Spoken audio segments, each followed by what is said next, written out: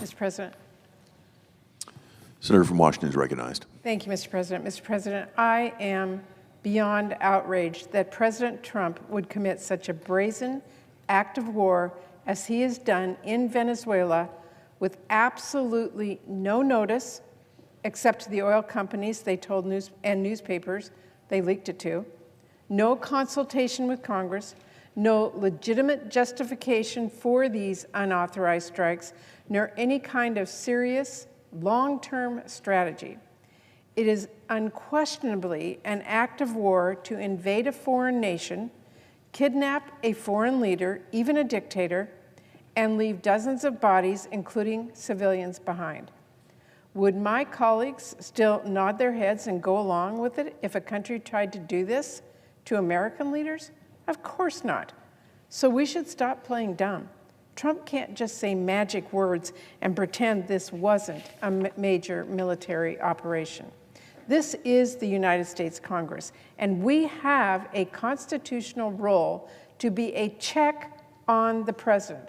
Only Congress can declare war, and Congress did not authorize the use of force against Venezuela. Now, I opposed the war in Iraq from the outset, and the parallels to what President Trump has kicked off in Venezuela are glaring. And I absolutely will not support any large-scale military conflict in Venezuela or a dangerous and expansive occupation. We have a president ignoring the problems he has caused in our own country, all to start a war no one asked for, with no legitimate justification, no concern for the service members who are being put in harm's way, and absolutely no long-term strategy.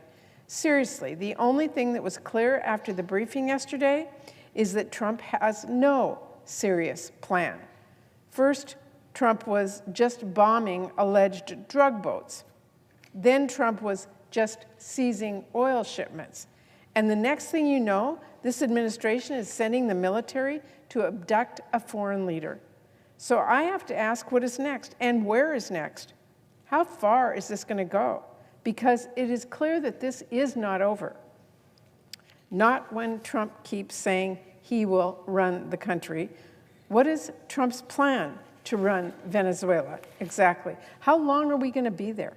How many of our people is he going to send? Who is even in charge? And how, Mr. President, are we paying for this? There are no serious answers. The only thing we do know is why Trump is doing this, for oil.